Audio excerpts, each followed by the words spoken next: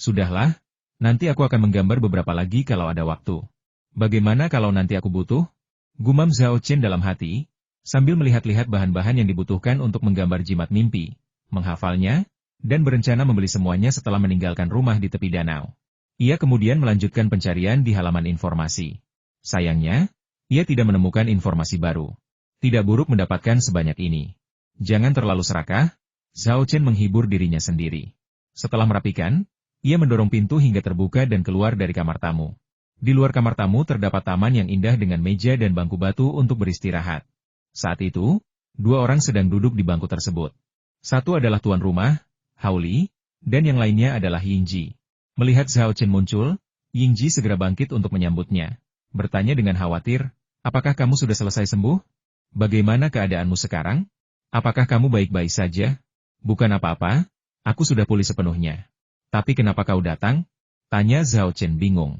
Ia melirik Hao Li yang mengikutinya dari belakang, lalu bertanya, apa dia memberitahumu? Hao Li segera membela diri itu tidak ada hubungannya denganku. Dia datang kepadaku atas kemauannya sendiri. Yingji menjelaskan, aku juga dironceng, ya? Kau membuat keributan seperti itu dengan pembuatan artefakmu? Aku tidak buta. Bagaimana mungkin aku tidak melihatnya? Tentu saja, awalnya aku tidak tahu kalau kau yang membuat artefak itu. Kupikir Fatih Hao mengalami kecelakaan, jadi aku bergegas untuk membantu. Tapi sesampainya di sana, aku menemukan bahwa fenomena aneh itu disebabkan oleh pembuatan artefakmu. Astaga, aku hanya pernah melihat catatan pembuatan artefak yang menyebabkan keributan seperti itu di buku-buku kuno. Aku tidak pernah menyangka itu akan terjadi hari ini. Lalu, dengan tatapan penuh harap, ia bertanya, Zhao Chen, artefak sihir apa saja yang telah kau buat? Apakah ada cincin penyimpanan untuk para pemenang?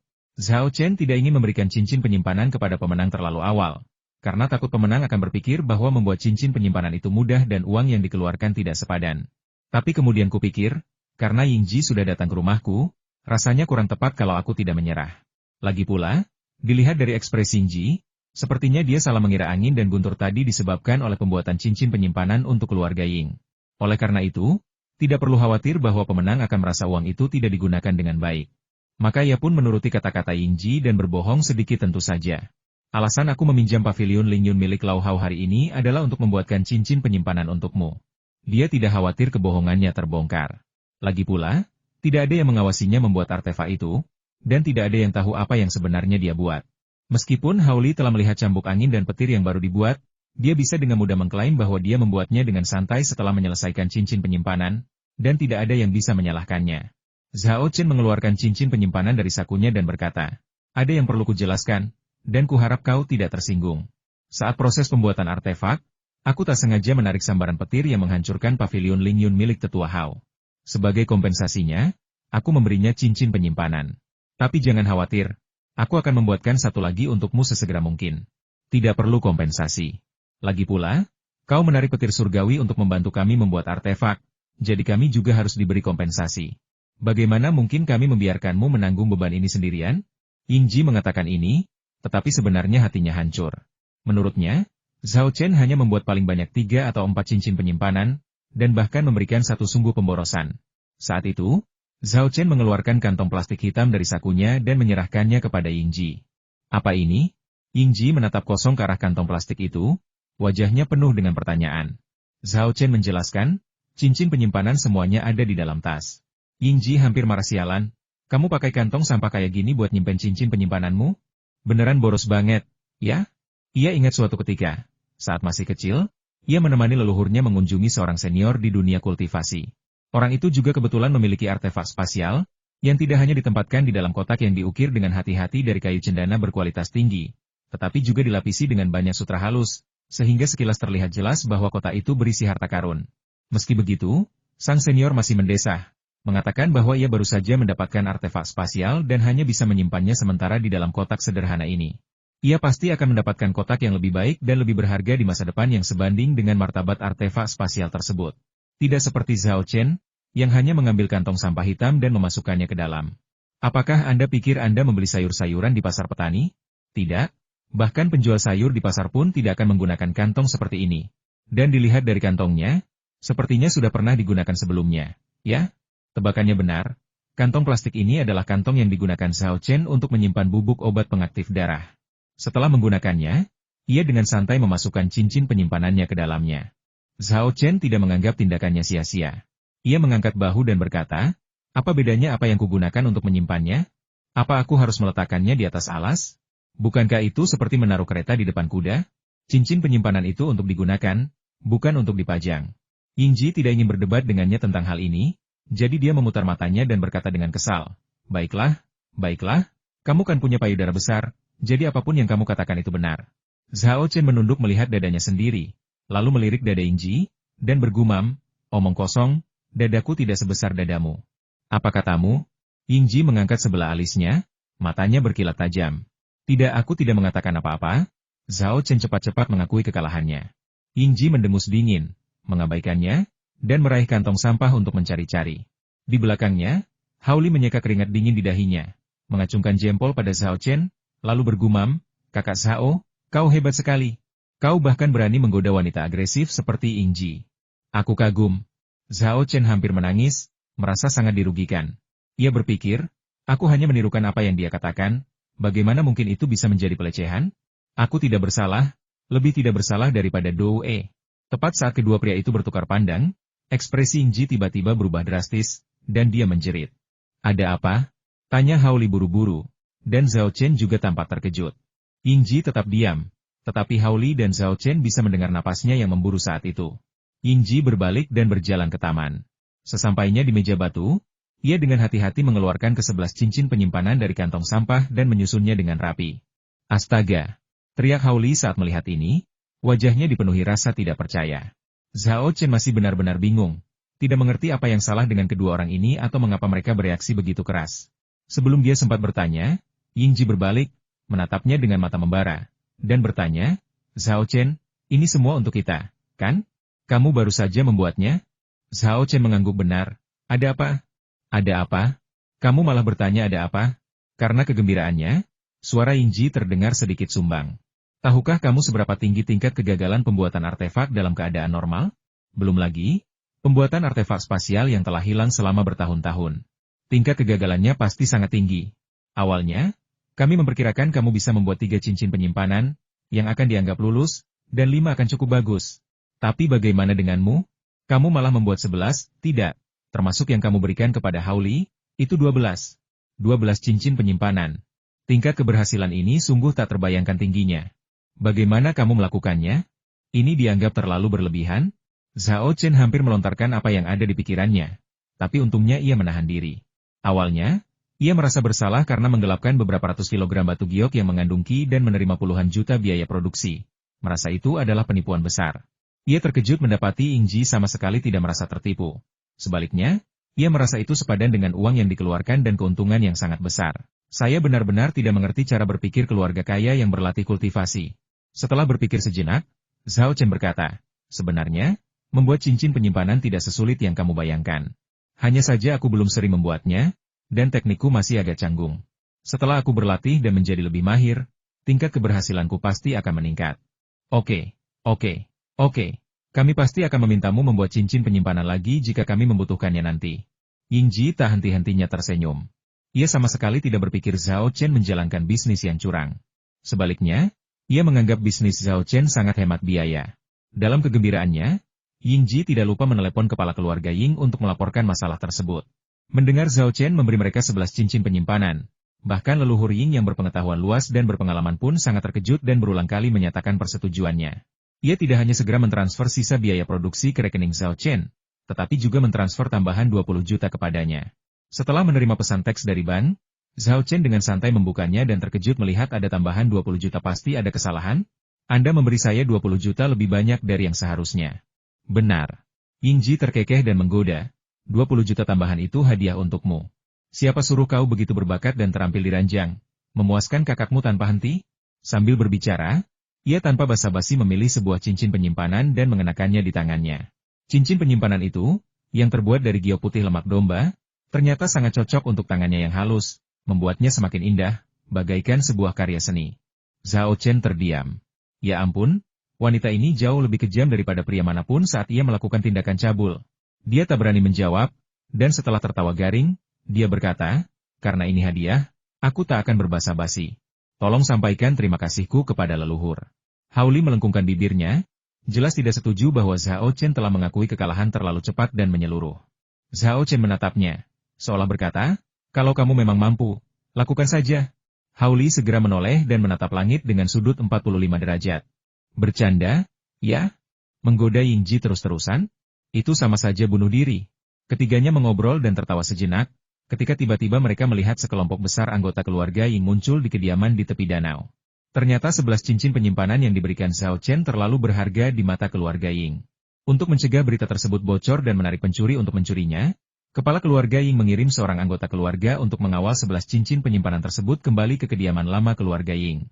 Setelah mengucapkan selamat tinggal kepada Zhao Chen dan Hao Li, Yingji, ditemani oleh 11 cincin penyimpanan dan dijaga oleh sekelompok anggota klan, memulai perjalanannya pulang. Tontonan ini membuat Zhao Chen takjub pemenangnya bertindak terlalu jauh. Sama sekali tidak berlebihan, seru Hao Li. Itu 11 cincin penyimpanan. Di dunia saat ini, artefak spasial sangat langka, dan masing-masing sangat berharga. 11 cincin penyimpanan saja sudah cukup untuk menggoda orang-orang yang tidak bertanggung jawab untuk mengambil risiko. Zhao Chen kemudian menyadari bahwa menggunakan kantong sampah untuk menyimpan cincin penyimpanannya adalah suatu pemborosan yang sangat besar. Sambil menggelengkan kepala menepis pikiran itu, Zhao Chen mengganti topik pembicaraan, berkata, sudahlah, berhentilah melihat dan cepatlah ambilkan aku sesuatu untuk dimakan. Aku tidak makan banyak tadi siang, lalu aku tersambar petir. Aku kelaparan sekali. Hao Li tertawa terbahak-bahak dan berkata, karena kamu memberiku cincin penyimpanan, aku akan secara pribadi memasak makanan enak untukmu. Zhao Chen sangat gembira dan mendesak, cepat, cepat. Kemudian dia teringat akan tugas yang diberikan Fang Yi kepadanya, jadi dia menceritakannya kepada Hao Li Ti. Hao Li langsung setuju karena dia temanmu, menaikkan levelnya bukan masalah sama sekali. Aku akan sampaikan instruksinya nanti, dan kau bisa bilang padanya untuk menyebutkan namamu saja saat dia datang nanti, dan manajer lobi akan membantunya menaikkan level. Baiklah. Zhao Chen segera mengeluarkan ponselnya dan memberitahu Fang Yi tentang hal itu. Fang Yi sangat gembira dan terus mengucapkan terima kasih padanya melalui telepon. Setelah memeras makanan gratis dari Hao Li, Zhao Chen meninggalkan restoran Lakeside dan, alih-alih bergegas kembali ke sekolah, ia pergi ke pusat komputer. Sebelumnya, ia pernah mempertimbangkan untuk membeli komputer, tetapi berbagai hal membuatnya tertunda. Kali ini, ia mendengar tentang forum kultivator dari Hao Li. Jelas tidak nyaman untuk masuk ke forum itu menggunakan komputer orang lain, jadi akan lebih mudah untuk membeli komputernya sendiri. Setelah berkeliling di pusat perbelanjaan komputer, Zhao Chen membeli sebuah laptop Apple dan beberapa iPhone Apple terbaru. Selain untuk dipakai sendiri, ia juga berencana memberikan masing-masing satu kepada orang tua dan saudara perempuannya.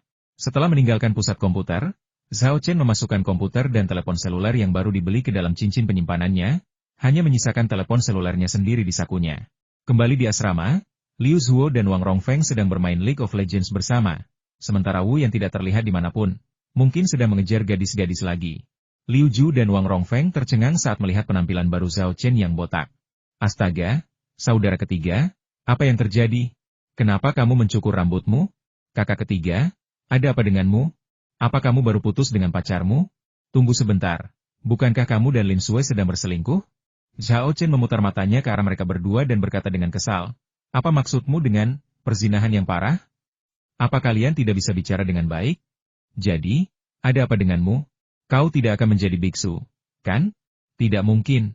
Dunia ini begitu indah, jangan bertindak gegabah, kata Liu Ju dengan ekspresi khawatir. Zhao Chen menjawab, tenang saja, aku tidak punya rencana seperti itu. Tidak bisakah aku tampil baru? Lebih keren kalau aku mencukur rambutku.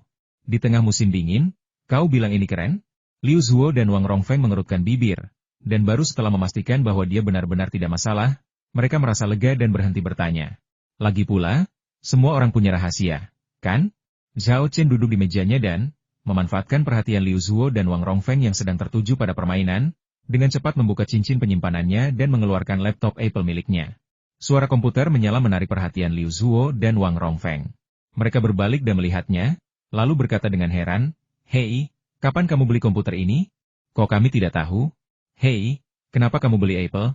Mesin ini tidak bagus untuk main game. Zhao Chen bergumam, saya membelinya beberapa hari yang lalu, dan selama ini hanya teronggok di lemari tanpa dipakai. Saya tidak tahu apa-apa tentang komputer, dan ketika saya pergi ke mal komputer, saya kewalahan dengan banyaknya pilihan dan tidak tahu harus membeli apa. Akhirnya, saya membeli mesin ini karena ringan dan baterainya tahan lama. Bermain game atau tidak, itu tidak masalah. Saya hanya menggunakannya untuk menjelajahi internet dan melihat informasi. Kalau kamu tidak main game di komputer, bukankah itu sia-sia? Liu Ju menggelengkan kepala dan mendesah. Wang Rongfei menimpali, saya sepenuhnya setuju dengan apa yang Anda katakan, Bos.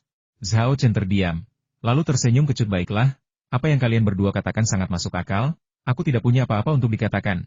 Liu Ju hendak berbicara lagi ketika Wang Rongfei berteriak, Bos, hati-hati, Anda akan terbunuh.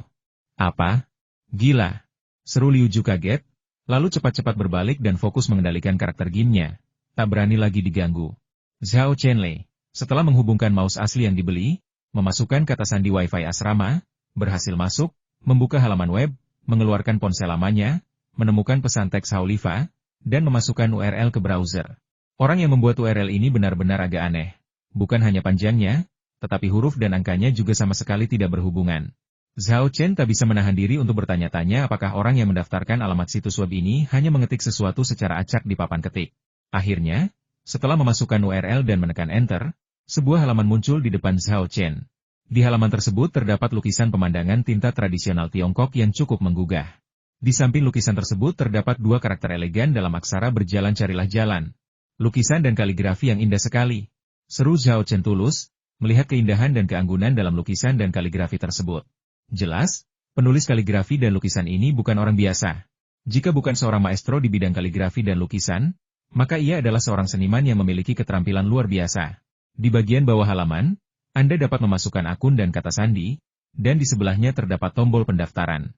Zhao Chen segera mengklik untuk mendaftar, dan sebuah kotak dialog muncul di halaman tersebut, menanyakan ID pengundang. Setelah mengganti metode inputnya, Zhao Chen memasukkan ID Hauli. Setelah menekan tombol OK, halaman tidak berubah, tetapi kotak dialog baru muncul bertuliskan, silakan pilih metode budidaya Anda, dengan beberapa opsi lain di bawahnya. Sekilas, tampilannya seperti salah satu permainan web yang kikuk. Zhao Chen meliriknya tetapi tidak melihat informasi apapun tentang metode praktik dukun itu. Masuk akal kalau dipikir-pikir. Sepanjang sejarah, selain Wu Peng, mungkin hanya aku yang pernah mempraktikkan ilmu sihir secara formal. Yang lain paling-paling hanya mempelajari beberapa aspek dangkal ilmu sihir dan belum menerima ajaran serta esensi sejatinya. Meskipun ada pilihan lain di bawah tumpukan pilihan, di mana kamu bisa memasukkan metode kultivasimu sendiri, Zhao Chen tidak berniat mengungkapkan identitasnya sebagai dukun. Setelah berpikir sejenak, ia memilih opsi alkemis. Karena Yingjia dan Haoli mencurigainya sebagai seorang pembuat pil, sebaiknya dia terus menggunakan identitas ini sebagai kedok. Setelah memilih sekolah kultivasi, halaman akhirnya berubah. Tetapi alih-alih berhasil mendaftar dan memasuki forum, yang dibuka adalah kertas ujian. Zhao Chen melirik kertas ujian dan menemukan bahwa semua pertanyaan berkaitan dengan kultivasi, pembuatan obat, dan alkimia. Tampaknya pilihan jalur kultivasi pada langkah sebelumnya menentukan jenis kertas ujian yang diterima. Sedangkan bagi orang awam, bahkan jika mereka kebetulan menemukan situs web ini dan melihat pertanyaan-pertanyaan ini, mereka akan benar-benar bingung. Jawaban atas pertanyaan-pertanyaan ini tidak dapat ditemukan hanya dengan mencari di Baidu. Jika Anda tidak dapat menyelesaikan tes, Anda tentu tidak akan dapat mendaftar dengan sukses dan memasuki forum. Ide bagus sekali. Zhao Chen dalam hati mengacungkan jempol kepada para pendiri dan administrator forum, lalu mulai mengerjakan soal-soalnya. Meskipun dia bukan seorang alkemis sejati, itu tidak masalah. Dengan kode curang yang ampuh, daun informasi, menyelesaikan soal-soalnya sangat mudah. Zhao Chen hanya meliriknya, dan daun informasi menampilkan buku-buku sumber semua soal ujian, beserta anotasi dan komentar Wu Peng. Isinya begitu indah sehingga Zhao Chen benar-benar terhanyut, mendapatkan banyak wawasan, dan bahkan lupa bahwa ia masih harus mengerjakan soal-soal tersebut.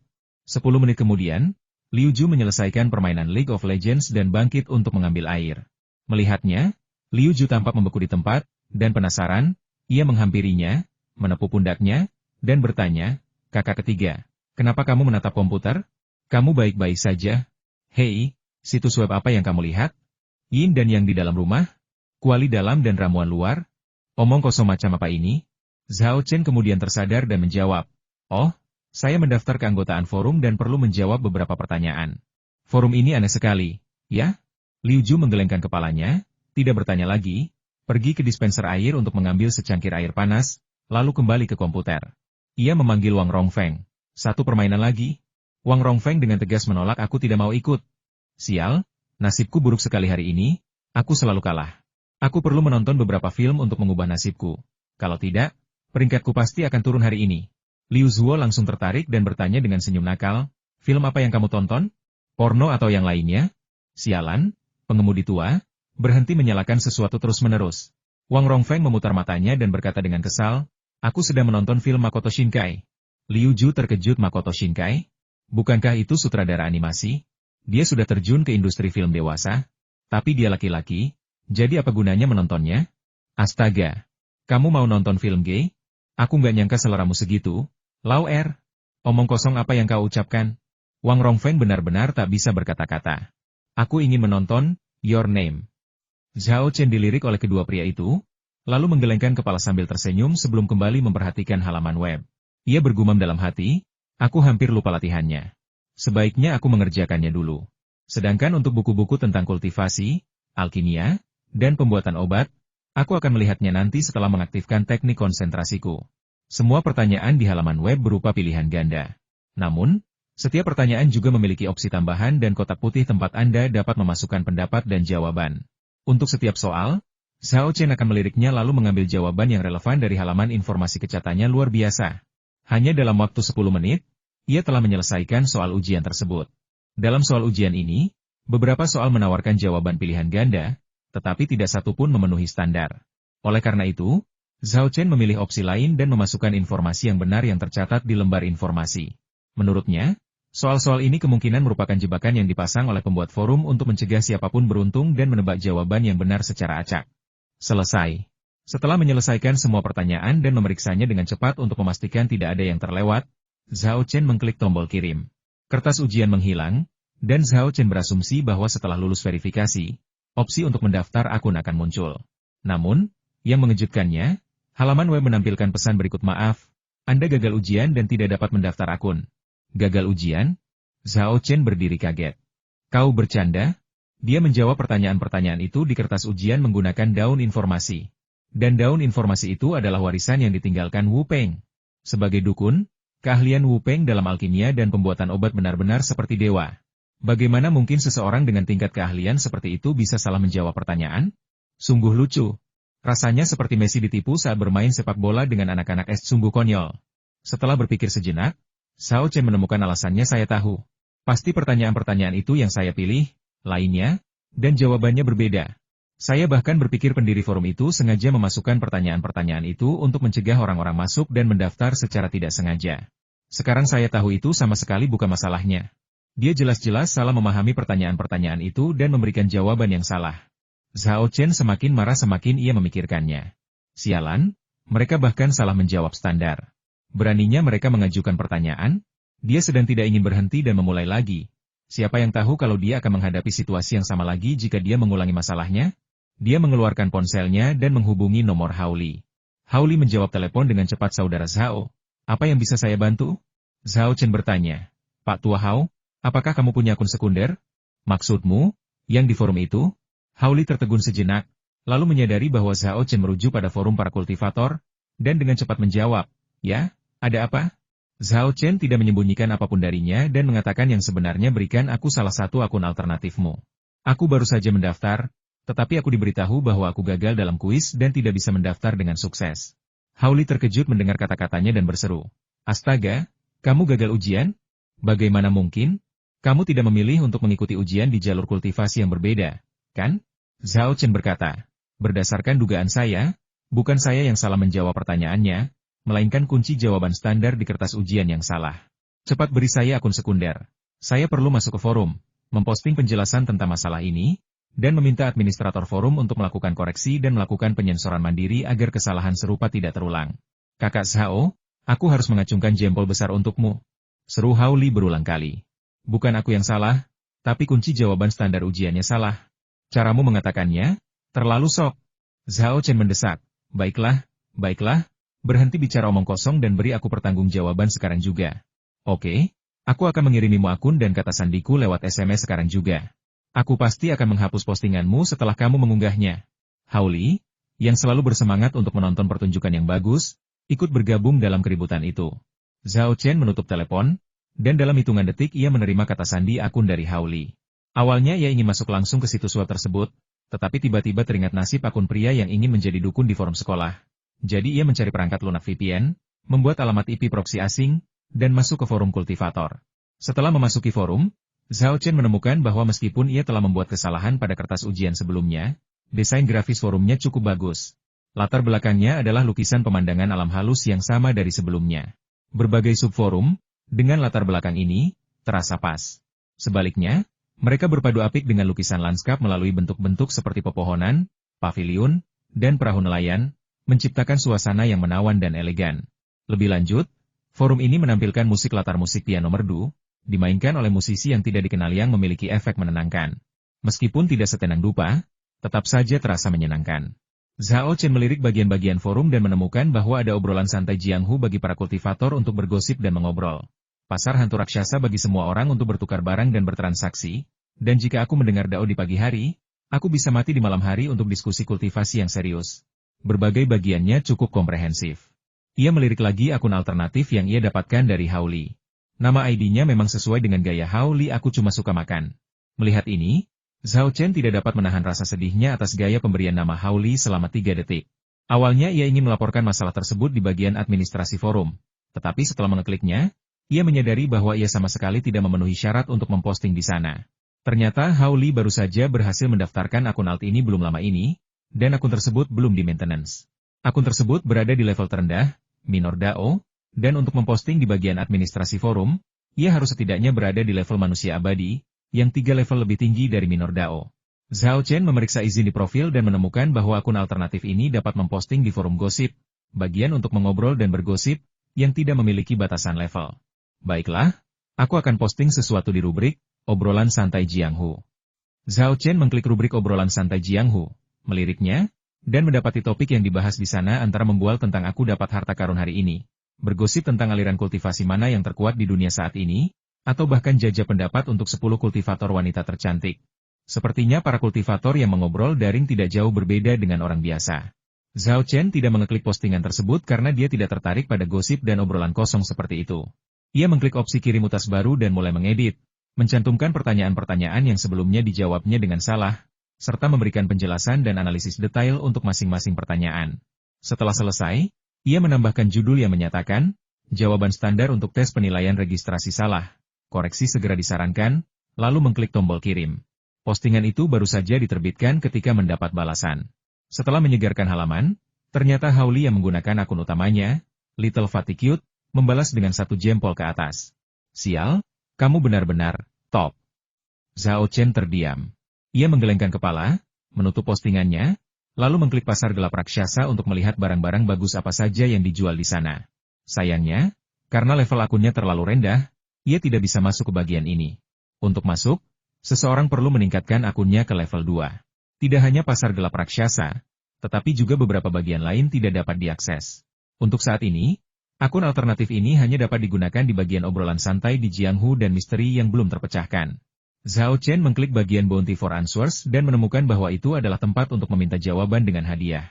Jika praktisi menghadapi kendala dalam praktik, kerajinan, alkimia, atau bidang lain yang tidak dapat dipecahkan, mereka dapat menuju ke bagian ini, menjelaskan kendala tersebut secara rinci, dan memberikan imbalan berupa uang, material, ramuan, atau bahkan artefak magis, dengan sungguh-sungguh meminta bantuan para ahli untuk menjawab pertanyaan mereka. Bagian ini cukup menarik. Tetapi bagaimana kita tahu apakah masalah hadiah telah terselesaikan? Apakah ini semata-mata berdasarkan hati nurani pembuat hadiah? Bagaimana jika mereka mengingkari janjinya? Zhao Chen merasa bahwa forum para kultivator pasti mempunyai solusi. Dia hanya belum menemukan aturannya. Tepat saat ia hendak melanjutkan menjelajahi forum, ponselnya berdering. Lin Sui menelepon. Begitu panggilan tersambung, Lin Sui bertanya, Zhao Chen, kamu di mana? Aku tidak bisa melihatmu. Hah? Zhao Chen tertegun, lalu tiba-tiba teringat bahwa ia sudah membuat rencana dengan Lin Sui beberapa hari yang lalu untuk pergi menonton film bersamanya hari ini. Ia segera melirik jam di komputernya dan melihat bahwa sudah hampir waktunya. Ia tidak berani mengatakan bahwa ia masih di asrama, jadi ia hanya bisa berbohong aku akan segera ke sana. Tunggu sebentar. Setelah menutup telepon, dia segera mematikan komputernya, berlari keluar dari asramanya, dan berlari secepat mungkin menuju bioskop di kota universitas, menggunakan kombinasi teknik lari cepat 100 meter dan teleportasi. Untungnya, dia pintar. Dia membawa topi saat meninggalkan asrama dan menurunkan pinggirannya saat berlari, jadi dia tidak takut dikenali. Namun, kecepatannya yang seperti hantu tetap membuat banyak orang terkesiap kaget di sepanjang jalan. Begitu mereka sampai di sekitar gedung bioskop, Zhao Chen memperlambat lajunya dan menyimpan topinya di cincin penyimpanannya. Begitu memasuki lobi bioskop, ia melihat Lin Sui memegang 2 gelas cola dan seember popcorn, memandang berkeliling dengan penuh harap. Ia segera menghampirinya, mengambil barang-barang itu, dan meminta maaf. Maaf, saya agak terlambat.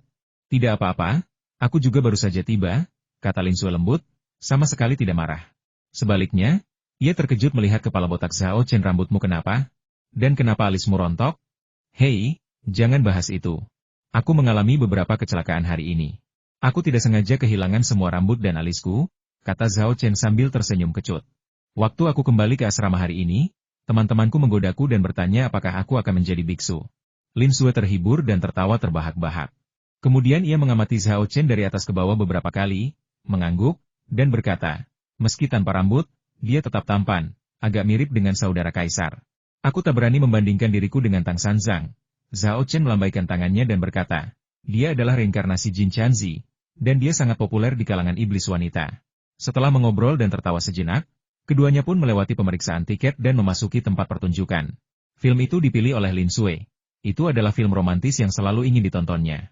Sekitar 7 atau 8 menit film berjalan, sepasang suami istri datang terlambat. Tempat duduk mereka sebaris dengan Zhao Chen dan Lin Sui. Namun, keduanya tidak hanya berjalan dan tertawa, tetapi juga bersikap sangat kasar saat berpapasan. Alih-alih berkata seperti tolong beri jalan, mereka langsung memerintahkan, minggir, seolah-olah semua orang berutang uang kepada mereka dan wajib mendengarkan mereka. Keduanya tidak tenang setelah mereka duduk, mereka terus berceloteh, sehingga mustahil untuk menonton film dengan benar.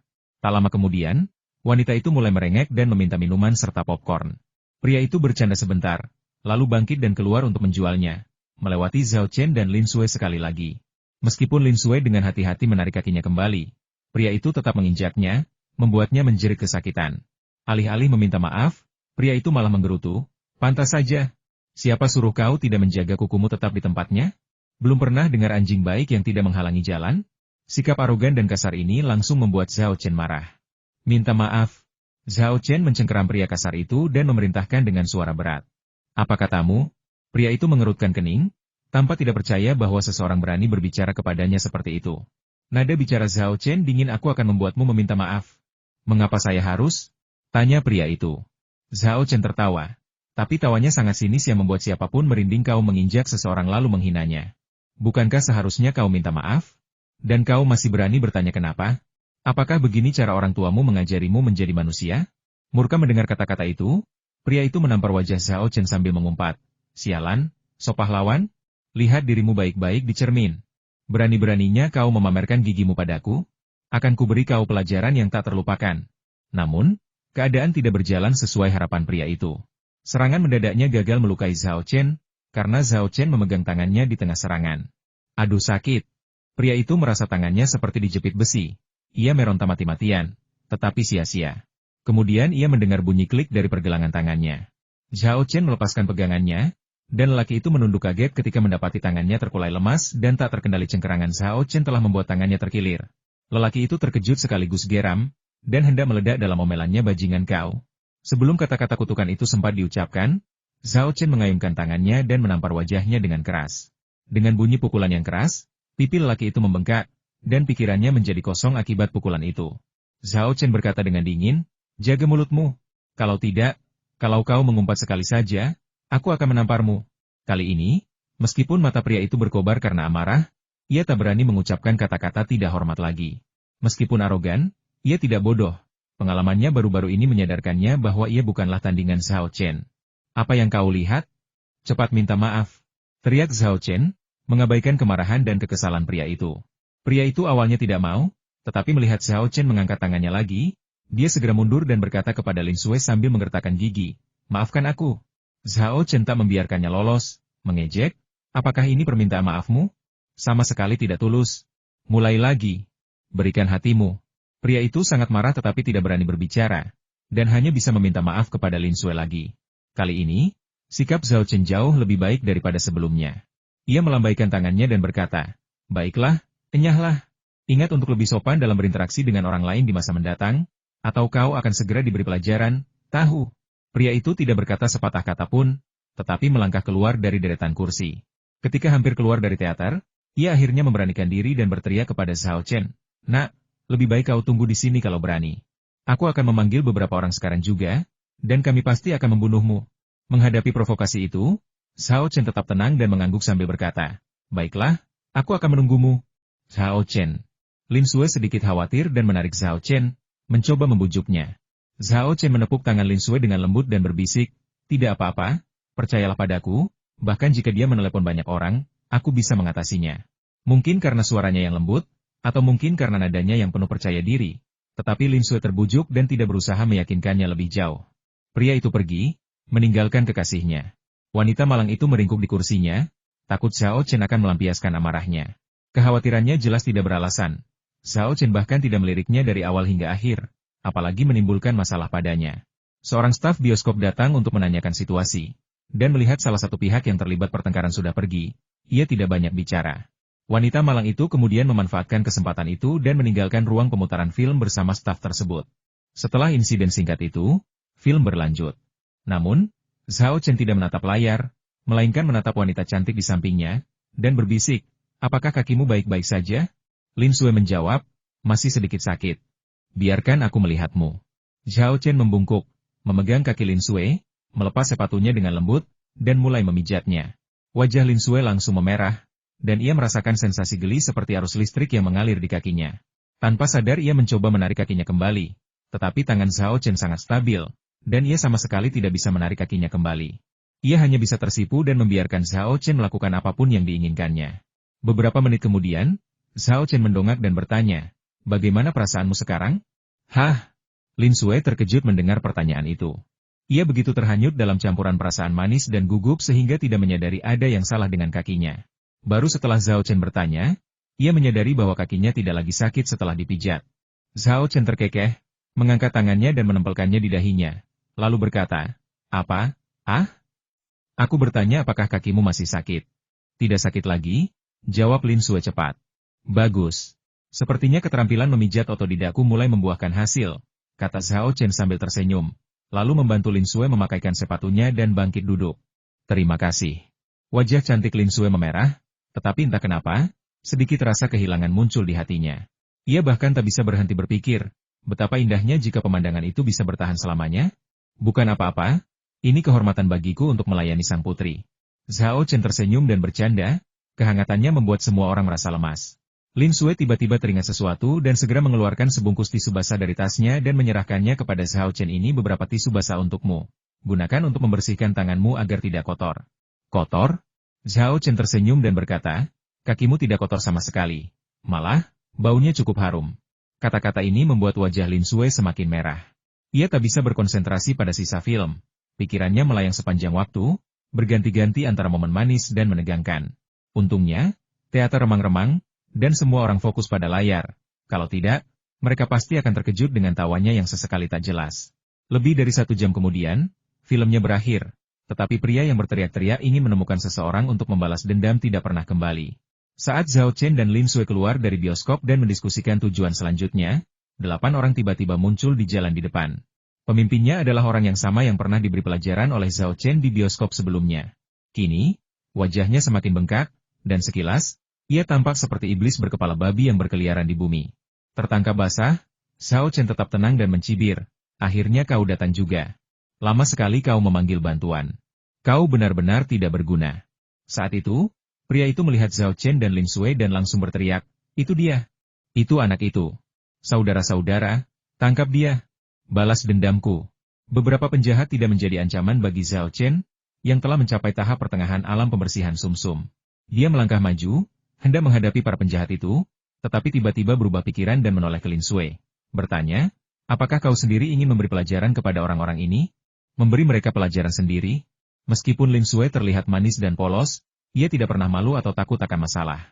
Ia tergoda oleh saran Zhao Chen, tetapi ia masih sedikit khawatir. Aku ingin sekali, tapi aku tidak bisa mengalahkan mereka. Zhao Chen tersenyum dan berkata, jangan khawatir tentang itu, aku akan membantumu. Tepat saat itu, waltz merdu terdengar dari bioskop. Zhao Chen berbalik, membelakangi para preman yang menyerbu, dan tersenyum sambil mengulurkan tangan kepada Lin Sue, mengundangnya, maukah kau berdansa denganku? Hah? Lin Sue terkejut. Bukankah seharusnya kita memberi pelajaran pada para preman ini? Bagaimana bisa kita akhirnya membahas soal menari lagi? Tepat saat ia hendak bertanya, ia tiba-tiba melihat seorang preman berlari beberapa meter darinya, mengayunkan tinjunya ke punggung Zhao Chen. Ia segera berteriak kaget, "Awas!" Zhao Chen tersenyum. Meskipun membelakangi sekelompok preman itu, ia sudah menangkap gerakan mereka melalui inderanya, seperti pendengaran dan peraba, yang jauh lebih hebat daripada orang biasa. Pada saat itu, ia mengulurkan tangan dan mencengkeram pinggang ramping Lin Sui, lalu tiba-tiba memutar pinggangnya, menarik Lin Sui dengan keras. Saking cepatnya, kaki Lin Sui terlontar ke atas, dan dengan bunyi pukulan, ia menghantam preman yang mencoba menyelinap ke arahnya, menjatuhkannya ke tanah. Saat mendarat, Lin Sui tampak terkejut. Dia bahkan tidak tahu apa yang baru saja terjadi. Saat itu, 3 penjahat lainnya bergegas mendekat, mencoba mengepung dan menyerang mereka. Zhao Chen melingkarkan satu lengannya di pinggang Lin Sui dan memegang tangan lembutnya dengan tangan lainnya, menuntunnya dalam tarian yang anggun. Dia tidak bisa menari, tapi itu tidak masalah. Di buku pelajaran lain-lain di Information Leaf, ada bagian tentang menari. Dia hanya perlu mengerahkan sedikit tekad untuk sementara mendapatkan kembali keterampilan menari yang ditinggalkan Wu Peng. Ini bukan tarian biasa. Gerakannya tak hanya elegan dan memukau, tapi juga mengandung unsur agresi. Menggunakan tarian seperti ini untuk menghadapi beberapa preman saja sudah keterlaluan, bahkan lebih dari cukup. Di bawah bimbingan Zhao Chen, gerakan tarian anggun mereka berdua mampu mengenai penjahat setiap saat, atau menghindari serangan mereka. Diiringi alunan musik waltz yang indah, Zhao Chen dan Lin Sui tampak bagaikan pasangan dewa. Gerakan tarian mereka yang memikat memukau banyak penonton. Namun bagi para preman, tarian mereka sama sekali tidak memikat, malah menakutkan. Para penjahat sedang gila sekarang. Serangan mereka dengan mudah dinetralkan oleh tarian Zhao Chen dan Lin Sui. Mereka mencoba menghindari serangan Zhao Chen dan Lin Sui, tetapi selalu gagal. Hanya dalam waktu 2 atau 3 menit, kawanan penjahat itu tergeletak di tanah sambil mengerang kesakitan. Pukulan Lin Sui tidak terlalu kuat, tetapi dia selalu mengenai persendian, titik-titik vital, dan area yang paling menyakitkan, menyebabkan kerusakan terbesar pada para penjahat dengan usaha minimal. Setelah semua penjahat itu tiarap, tarian yang dilakukan Zhao Chen bersama Lin Sui pun berakhir. "Bagaimana perasaanmu?" tanya Zhao Chen. "Orang-orang ini, apakah aku benar-benar mengalahkan mereka?" Lin Sui merasa agak tidak percaya. "Ya, kamu semua yang mengalahkan mereka," kata Zhao Chen sambil tersenyum. "Tanpa bimbinganmu, aku takkan mampu mengalahkan mereka." Lin Sui menyadari keterbatasannya, tetapi ia tetap bersemangat. Rasanya menjadi seorang master bela diri sungguh mengasyikkan. "Jadi, kamu mau belajar?" tanya Zhao Chen sambil tersenyum. Nadanya agak seperti paman aneh yang mencoba memikat seorang gadis kecil dengan permen. Lin Sui mengangguk tanpa ragu, "Tentu saja aku mau. Aku sudah bermimpi menjadi pahlawan hebat sejak kecil." Mengejutkan bahwa gadis semanis Lin Sui juga bermimpi menjadi pahlawan seni bela diri. Namun, kebanyakan orang Tiongkok mungkin juga memiliki impian yang sama. Zhao Chen berkata, "Aku bisa mengajarimu, tapi itu akan sangat sulit. Kamu yakin ingin belajar?" Lin Sui sangat gembira dan mengangguk cepat. "Aku yakin. Tentu saja aku yakin. Aku tidak takut kesulitan atau kelelahan. Kau sendiri yang bilang, tidak boleh ada yang ditarik kembali." Bibir Zhao Chen melengkung membentuk senyum licik yang membuat bulu kuduk meremang. Lin Sui tidak menyadari hal ini. Ia tenggelam dalam fantasinya menjadi pahlawan yang gagah dan kuat setelah mempelajari seni bela diri, dan menjawab, "Mengingkari janjiku? Bagaimana mungkin? Aku tidak akan pernah mengingkari janjiku." "Baiklah, ayo pergi sekarang." Zhao Chen menarik Lin Sui dan melangkah pergi. Lin Sui bertanya dengan rasa ingin tahu, "Kita mau pergi kemana?" Zhao Chen berbalik dan berkata, "Tentu saja, aku akan mengajarimu seni bela diri." "Bagaimana dengan orang-orang ini?" Lin Sui menunjuk ke arah para preman yang tergeletak di tanah. Zhao Chen berkata, "Biarkan mereka berbaring di sana. Mereka akan bangun sendiri ketika mereka sudah cukup." Setelah berpikir sejenak, ia berjalan mendekati pria sombong itu. Saat itu, pria itu telah kehilangan semua kesombongannya, hanya menyisakan teror dan ketakutan. Ia berteriak dengan suara gemetar, "Apa yang akan kau lakukan? Jangan mendekat." "Aku sudah berteriak." "Kau benar-benar berteriak." Garis-garis hitam segera muncul di dahi Zhao Chen.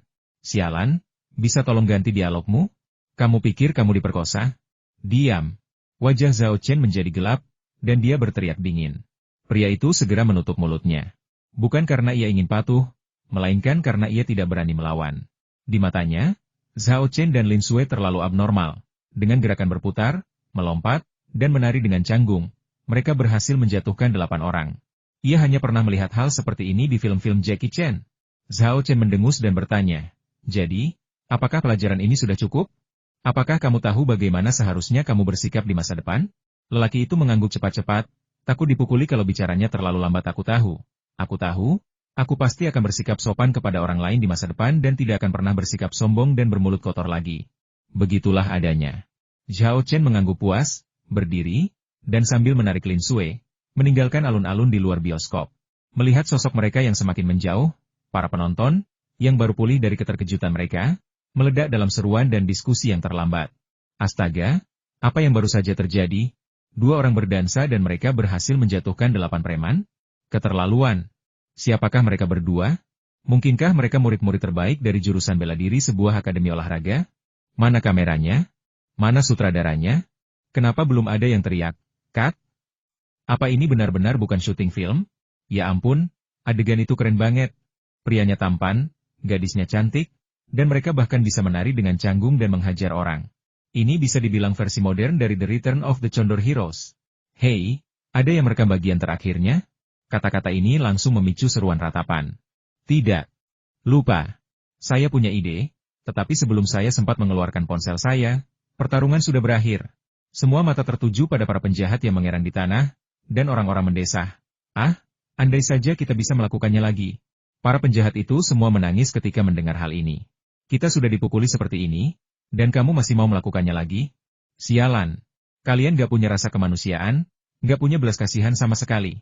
Zhao Chen tidak menyadari trauma psikologis yang dialami para preman itu setelah ia pergi. Seandainya ia tahu, ia hanya akan mengucapkan 2 kata pantas saja mereka dihukum. Dia menarik Lin Sui, berjalan melalui jalan-jalan dan ganggang selama lebih dari 10 menit, hingga mereka tiba di pintu masuk kompleks apartemen sewa. Kita mau kemana? Lin Sui tak bisa menahan diri untuk bertanya saat Zhao Chen menariknya masuk ke area perumahan. Zhao Chen menjawab, "Bukankah sudah kubilang aku akan mengajarimu seni bela diri?" Lin Sui bertanya lagi, "Berlatih seni bela diri di daerah pemukiman ini?" Zhao Chen mengangguk, "Ya, saya menyewa kamar di sini." Begitu. Lin Sui sedikit gugup dan ragu. Begitu larut malam, kembali ke kamar sewaannya dengan seorang pria, apakah itu benar-benar untuk berlatih bela diri? Atau apakah itu mengisyaratkan sesuatu? Saat dia sedang asyik melamun, Zhao Chen teringat sesuatu dan berkata pada Lin Sui, "Tunggu aku di sini, aku mau membeli sesuatu." "Apa yang kamu jual?" tanya Lin Sui. Zhao Chen menjawab sambil tersenyum, "Sesuatu yang akan kita butuhkan nanti." Namun, senyum itu membuat Lin Sui berpikir salah, mungkinkah dia akan membeli kondom? Mungkinkah dia benar-benar punya niat lain? Saat dia tengah asyik berpikir, Zhao Chen bertanya lagi, "Tipe seperti apa yang kamu suka?" Aku tidak tahu." Wajah cantik Lin Sui memerah lagi, dan dia sangat gugup sehingga dia tidak tahu harus berbuat apa. Tanpa menyadari hal ini, Zhao Chen melanjutkan, "Jenis apa yang pernah kamu gunakan sebelumnya?" Lin Sui merasakan gelombang amarah membuncah dalam dirinya dan mendengus, "Kau anggap aku apa? Aku tak pernah memanfaatkan diriku sendiri. Belum pernah pakai." Zhao Chen sedikit terkejut. "Mustahil, kan?" Melihat Lin Sui hendak marah, ia segera melambaikan tangannya. Oke, kalau begitu aku mau beli apa saja. Tunggu aku akan segera kembali." Ia lalu berbalik dan berlari secepat kilat. Melihat kepergiannya, Lin Sui sangat marah. Ia ingin pergi dengan kesal, tetapi setelah ragu sejenak, ia tetap tinggal. Entah kenapa, aku merasakan antisipasi aneh yang tak terlukiskan. Zhao Chen pergi dengan cepat dan kembali dengan cepat. Hanya dalam beberapa menit, ia sudah berada di depan Lin Sui, membawa tas di tangannya, tetapi sayangnya, ia tidak dapat melihat isinya. "Ayo pergi, sudah malam, kita harus cepat," kata Zhao Chen sambil menuntun Lin Sui menuju kamar sewaan. Mereka tidak bertemu tetangga yang asing hari ini, mungkin mereka semua sedang menonton TV atau bermain game komputer di rumah pada jam segini. Saat memasuki kamar sewaan, hal pertama yang dilakukan Zhao Chen adalah merebus air. Setelah memasuki rumah, Lin Sui tampak sangat gugup. Ia tidak yakin harus duduk atau berdiri. Seluruh tubuhnya menegang, bibirnya terkatup rapat, dan jantungnya berdebar kencang. Sambil sibuk mempersiapkan diri untuk latihan, Zhao Chen berkata, "Awalnya akan sangat menyakitkan, kamu harus menanggungnya. Setelah kamu melewatinya, semuanya akan baik-baik saja, dan kamu bahkan mungkin merasa sedikit nyaman." Lin Sui mengerutkan kening saat dia mendengarkan, "Kamu tampaknya punya banyak pengalaman?" "Tentu saja," jawab Zhao Chen. "Saya pernah mengajar Liu Zuo, Wang Rongfeng, dan Wu Yan, dan dengan pengalaman pribadi saya memiliki banyak pengetahuan." "Apa? Kau mengajari mereka untuk pertama kalinya?" "Tidak mungkin. Bukankah mereka laki-laki? Bagaimana mungkin mereka bisa merasakan sakit?" Lin Sui menutup mulutnya, tampak tak percaya. Zhao Chen mengangguk dan berkata, "Mereka semua kesakitan." Mereka bertiga berteriak kesakitan di asrama, yang menarik perhatian mahasiswa lain dari asrama lain untuk datang dan melihat apa yang terjadi. Untungnya, saya sudah menutup pintu dan menutup tirai, jadi mereka tidak melihat apa-apa. Kalian benar-benar kacau. Lin Sue merasa malu sekaligus marah, dan hendak membanting pintu lalu pergi. Namun, tepat pada saat itu, Zhao Chen menyeret bak mandi ke tengah ruangan, lalu mengeluarkan sebungkus bubuk obat pengaktif darah dari tas yang dibawanya ke dalam ruangan, menaburkannya, lalu menuangkan air mendidih ke dalamnya.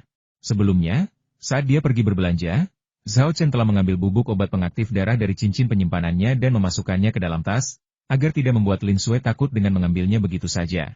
Aroma rempah yang harum dan uap yang mengepul segera memenuhi seluruh kamar sewaan itu. Adegan ini memperlambat langkah Lin Sue saat dia pergi. Zhao Chen menoleh, menunjuk saku di sebelahnya, dan berkata kepada Lin Sue, baju renangnya ada di dalam. Pergi ke toilet dan coba pakai. Baju renang? Lin Sue tertegun sejenak, lalu tersadar, kamu tadi bilang mau beli sesuatu. Maksudmu baju renang? Lin Sue mengangguk dan berkata, ya, latihan yang kuajari padamu, jika dilakukan di bak mandi obat, 2 kali lebih efektif. Idealnya, kau harus berendam dalam keadaan telanjang bulat, tapi itu kurang nyaman, jadi aku membelikanmu baju renang. Aku tidak menyangka kau belum pernah memakainya sebelumnya. Hehe, sepertinya kau tidak suka berenang? Haha, kakiku. Kok aku bisa tahu kamu lagi ngomongin soal beli baju renang? Kupikir. Wajah cantik Lin Sue memerah.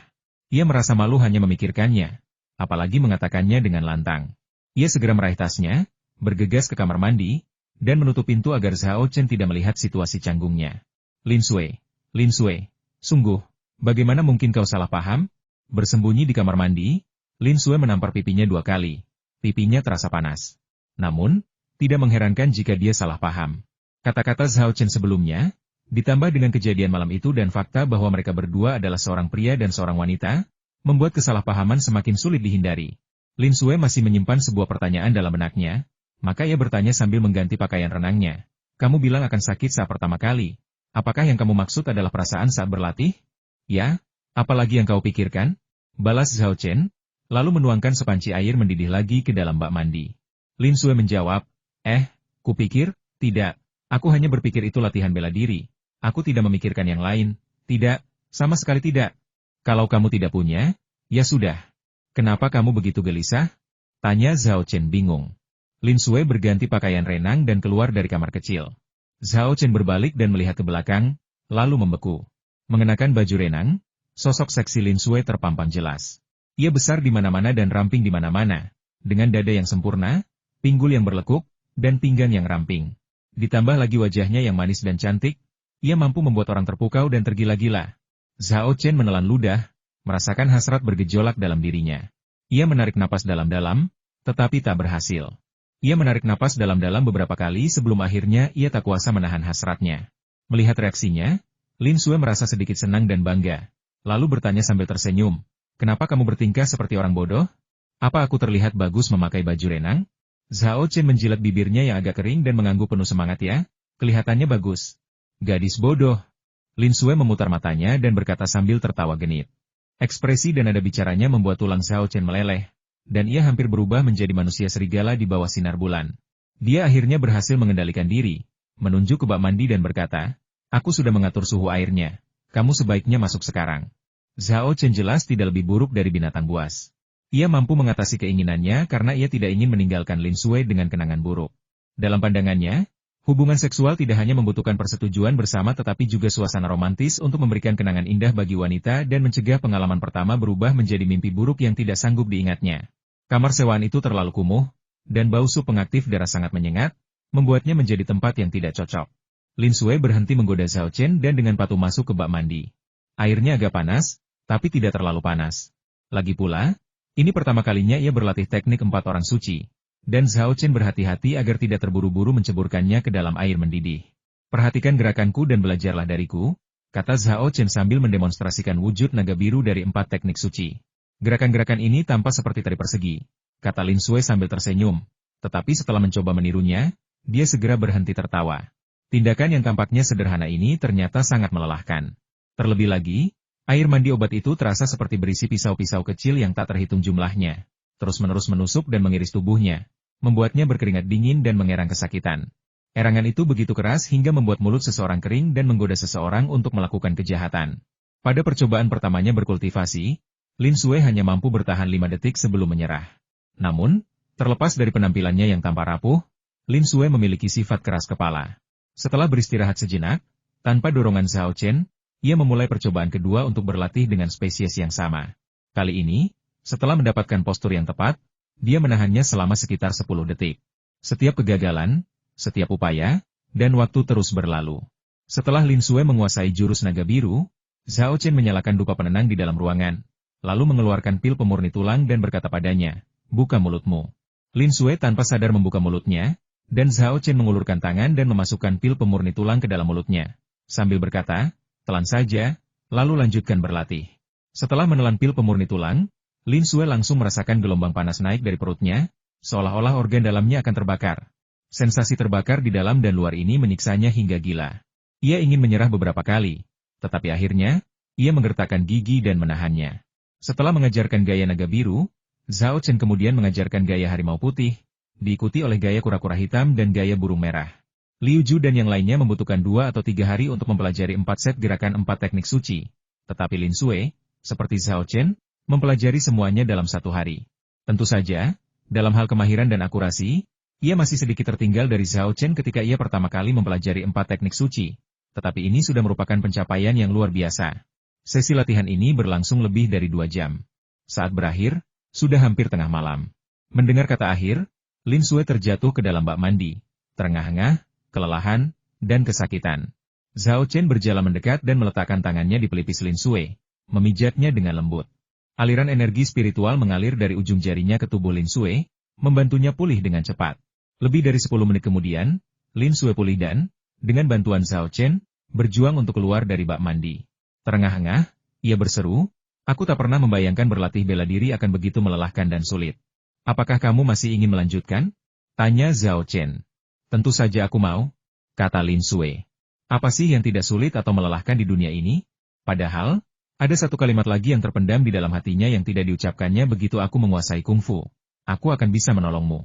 Dalam perjalanannya baru-baru ini ke Jinling, Lin Sue menyesali ketidakmampuannya membantu Zhao Chen.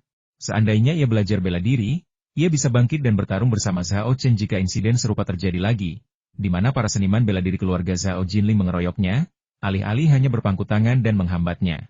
Lin Sue tidak mengatakan apa-apa tentang hal-hal ini, jadi Zhao Chen tidak tahu. Dia benar-benar berpikir bahwa Lin Sue bercita-cita menjadi seorang satria pengembara wanita.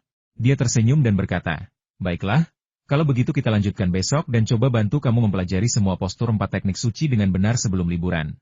Dengan begitu, meskipun aku tidak ada selama liburan, kamu bisa berlatih sendiri." "Oke." Lin Sue mengangguk, lalu bertanya, "Ngomong-ngomong, bolehkah aku mengunjungimu di kota asalmu liburan musim dingin ini?" Bagaimana mungkin Zhao Chen menolak permintaan seperti itu? Tentu saja, tidak masalah. Aku menerimanya dengan tangan terbuka. Dan aku yakin orang tua dan adikku juga akan menyukaimu. Lin Sue tersipu lagi karena dia merasa kata-kata Zhao Chen menyiratkan bahwa dia harus bertemu orang tuanya. Zhao Chen tidak terlalu memikirkannya dan berkata sambil tersenyum, "Mandilah, lalu kita akan mencari camilan larut malam." Lin Sue mengangguk, tetapi sebelum dia bisa berbicara, perutnya tiba-tiba keroncongan, disertai gelombang rasa lapar yang hebat. Dia terkejut, "Aku makan banyak sekali malam ini, jadi kenapa aku lapar sekarang?" Dan begitu lapar, lalu dia menyadari apa yang terjadi dan bertanya, "Apakah rasa laparku karena berlatih bela diri?" "Benar?" Zhao Chen mengangguk. Lin Sue lalu bertanya, "Nafsu makanmu begitu besar, apakah itu karena latihan bela dirimu?" "Ya," jawab Zhao Chen. "Setelah berlatih, fungsi tubuh dan sirkulasi darah meningkat, sehingga membutuhkan banyak makanan untuk memenuhinya." Lin Sue langsung mengerutkan kening, "Oh tidak, aku akan menjadi rakus." "Hei Zhao Chen, bukankah kamu akan gemuk jika makan seperti itu?" Zhao Chen tak kuasa menahan tawa. Kekhawatiran wanita memang sangat berbeda dengan pria. Ia menggelengkan kepala dan menjawab, "Jangan khawatir, berat badanmu pasti tidak akan naik. Makanan diserap dan digunakan sepenuhnya begitu masuk ke perut, jadi tidak akan menumpuk menjadi lemak. Lihat aku makan apapun yang kuinginkan setiap hari. Apa aku pernah naik berat badan? Percayalah, selama kau terus berlatih, bentuk tubuhmu pasti tidak akan gemuk, malah akan semakin bagus."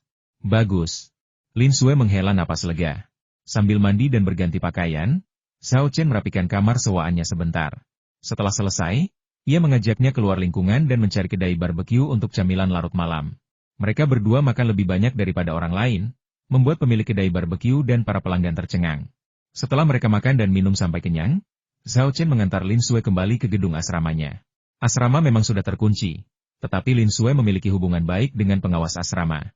Setelah membujuk dan bersikap manis, pengawas asrama membukakan pintu untuknya. Sampai jumpa besok, Zhao Chen melambaikan tangan padanya. Baiklah, sampai jumpa besok. Lin Sue berbalik dan tersenyum manis. Setelah melihat Lin Sue naik ke atas, Zhao Chen berbalik dan kembali ke asramanya. Kembali di asrama, Lin Sue langsung dikejutkan oleh Yang Zi yang masih terjaga. Yang Zi bertanya dengan rasa ingin tahu, kemana kamu dan Zhao Chen pergi setelah menonton film? Kalian baru saja kembali. Bolehkah aku memberitahumu besok? Aku kesakitan, lelah, dan mengantuk sekarang. Aku hanya ingin tidur. Lin Sue menguap dan jatuh ke tempat tidur. Sakit dan lelah? Ada apa? Mungkinkah kalian? Yang Zi jelas-jelas membayangkan adegan yang tidak pantas, sifatnya yang suka bergosip membara. Qixia dan Luo Dan, yang sedang berbaring di tempat tidur sambil berusaha tidur, tiba-tiba kehilangan rasa kantuk dan bangkit untuk menginterogasi Yang Zi. Xiao Sui, ada apa denganmu? Katakan yang sebenarnya. Kau sebenarnya tidak melakukan itu pada Zhao Chen, kan? Apa? Lin Sue mengedipkan matanya yang besar. Wajahnya menunjukkan ekspresi yang tidak kumengerti. Qixia dan Luo Dan memutar bola mata mereka ke arahnya dan berkata dengan kesal, bertindak. Teruslah berakting.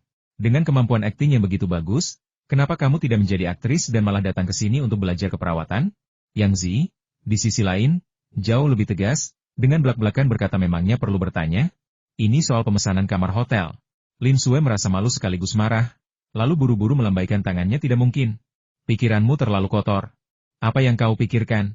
Apa maksudmu kita punya pikiran kotor?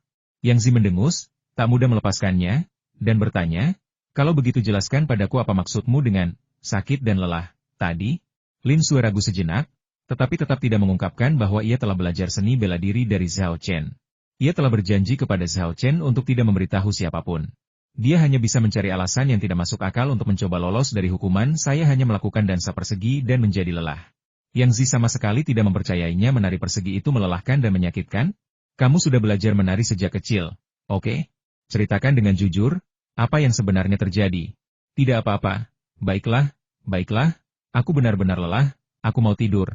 Lin Sue menarik selimut menutupi kepalanya, berpose seperti burung unta, menolak menjawab sekeras apapun Yang Zi dan dua orang lainnya menginterogasinya. Di sisi lain, setelah Zhao Chen kembali ke asramanya, dia akhirnya melihat kucing putih. Dia sedang mencari kucing putih itu ketika dia kembali ke asrama pada sore hari karena kunang-kunang itu masih bertengger di atas kepalanya. Dan kandang serangga yang baru dibuat itu masih belum dipindahkan oleh pemiliknya. Sambil menggoda kucing putih itu, Zhao Chen berkata, kemana kamu pergi hari ini? Aku belum melihatmu seharian. Kucing putih itu mengeong, seolah menanggapi, tetapi Zhao Chen tidak mengerti. Cacing roh api yang bertengger di kepalanya menyentuh Zhao Chen dengan antenanya, seolah mengonfirmasi identitasnya atau menyapanya. Ia segera berhenti mengeong, lalu kembali tidur. Zhao Chen dengan cepat menepuk kepala serangga roh api 2 kali dan berkata, jangan tidur dulu. Ayo lihat rumah baru yang kubuat untukmu. Rumah ini memiliki 3 kamar tidur, ruang tamu, dan dapur. Lokasinya bagus dengan feng shui yang baik. Nah, dia hafal semua iklan pemindahan perumahan bekas yang ditempel pada dinding informasi dekat kampus. Segera setelah itu, Zhao Chen mengeluarkan sangkar serangga dari cincin penyimpanannya dan meletakkannya di samping kepala kucing putih. Menatap serangga roh api dengan penuh harap, menunggu serangga itu merangkak masuk dan tinggal di sana sebelum memberikan ulasan yang bagus. Sayangnya, tidak peduli berapa lama mereka menunggu, kunang-kunang itu tidak bereaksi. Ada apa? Apa dia sedang tidur? Gumam Zhao Chen, sambil mengulurkan tangan untuk mengambil serangga roh api dan memasukkannya ke dalam kandang serangga. Namun, kejadian tak terduga kemudian terjadi. Kunang-kunang itu tinggal di dalam sangkar selama kurang dari 2 detik sebelum merangkak keluar dan mengepakkan sayapnya kembali ke kepala kucing putih. Kau menggunakan kepala si putih kecil sebagai sarang? Zhao Chen terdiam. Ia mencoba lagi, tetapi hasilnya sama saja. Serangga roh api tidak menyukai kandang serangga yang telah ia buat dengan hati-hati dan tidak mau masuk. Ia hanya ingin tetap berada di atas kucing putih itu. Situasi ini membuat Zhao Chen, seorang pemula dalam kultivasi Gu, dipenuhi keraguan. Ia segera mengakses buku-buku tentang ilmu sihir dan ilmu hitam di lembar informasinya, mencari pengetahuan yang berkaitan dengan kultivasi Gu. Namun, ia tidak dapat menemukan jawaban atas pertanyaan ini. Semua buku yang relevan mengatakan bahwa serangga roh paling baik dibesarkan di kandang serangga agar dapat tumbuh lebih baik, tetapi makhluk ini telah melekat pada kucing putih dan sangat jijik dengan kandang serangga. Apa yang harus kita lakukan? Zhao Chen berpikir dan berpikir tetapi tidak dapat menemukan solusi. Ia hanya bisa mengeluarkan ponsel Lin Ji dan menghubunginya untuk meminta saran. Setelah mendengar ini, Yingji sangat terkejut ada hal seperti itu. Ia belum pernah mengalami hal seperti ini sebelumnya dan tidak tahu bagaimana menyelesaikannya. Setelah beberapa saran gagal, ia hanya bisa berkata, sudah terlambat, leluhur pasti sudah tidur. Bagaimana kalau begini, kita tunggu sampai besok, dan aku akan bertanya pada leluhur untukmu. Ia sangat berpengetahuan dan pasti tahu alasannya dan bisa memberikan solusi. Hanya itu yang bisa kita lakukan sekarang. Zhao Chen menghela napas dan menjawab, baiklah, terima kasih. Setelah menutup telepon, Zhao Chen melirik kucing putih dan serangga roh api. Ia menduga bahwa penolakan cacing api untuk memasuki kandang serangga dan kegigihannya menempel pada kucing putih kemungkinan besar ada hubungannya dengan kucing putih itu sendiri. Kucing ini sangat misterius. Untungnya, kucing putih tampaknya menyukai kunang-kunang. Jadi mungkin ia tidak akan memakannya sebagai camilan bukan? Zhao Chen menggelengkan kepalanya, mengusir pikiran-pikiran yang mengganggu ini, menyalakan dupa yang menenangkan, mengaktifkan teknik konsentrasinya, berbaring di tempat tidur, dan mulai mempelajari buku teks medis yang muncul di daun informasi. Dengan teknik konsentrasi yang ditingkatkan, 1 jam latihan dapat digunakan sebagai 5 jam. Dan dengan efek tambahan dari dupa penstabil pikiran, kemajuan belajar Zhao Chen meningkat pesat. Setelah semalam, dia akhirnya hafal semua sisa isi pengobatan tradisional Tiongkok. Buku teks materia medica Tiongkok peninggalan Wu Peng berisi semua bahan obat di dunia. Selain memberikan ilustrasi detail, khasiat dan efek obat, dosis dan penggunaan, serta tindakan pencegahan, buku ini juga memberikan pengetahuan tentang metode budidaya dan teknik perawatan. Ada banyak hal yang harus dihafal. Jika tidak, Zhao Chen pasti sudah lama selesai mempelajari buku teks ini. Mengapa ia harus menunggu sampai sekarang? Setelah menyelesaikan pengobatan tradisional Tiongkok, Zhao Chen menemukan 2 buku lagi muncul di bagian medis. Satu berjudul Formularium, dan yang lainnya memiliki judul yang jauh lebih aneh Kompendium bergambar ramuan ajaib. Zhao Chen tahu bahwa formulari adalah buku teks yang mengajarkan cara meresepkan obat, tetapi buku macam apakah Illustrated Compendium of Elixirs itu? Dipenuhi rasa ingin tahu, ia membuka buku itu dan mendapati isinya seperti buku bergambar yang mirip dengan Kompendium Materia Medica. Namun, alih-alih mencatat zat-zat obat seperti ginseng dan polygonatum, buku itu justru berisi hal-hal aneh dan tidak biasa, seperti duri kuning dan wenjing. Setiap zat obat dijelaskan secara rinci di bawah ini, dan efeknya masing-masing cukup unik. Misalnya, pada deskripsi yellow thorn tertulis yellow thorn, daunnya bulat dan bunganya berwarna kuning, buahnya mirip buah anggrek, dan wanita bisa menghentikan kehamilan setelah mengkonsumsinya. Uraian tentang wenjing adalah sebagai berikut, buahnya berbentuk seperti buah jujube dan dapat menyembuhkan ketulian. Daun rumputnya seperti daun bunga matahari, berwarna merah dan kuning, bentuknya seperti lidah bayi, dan dapat membuat orang berpikiran jernih dan tidak bingung setelah memakannya. Wah, duri kuning ini praktis seperti pil KB.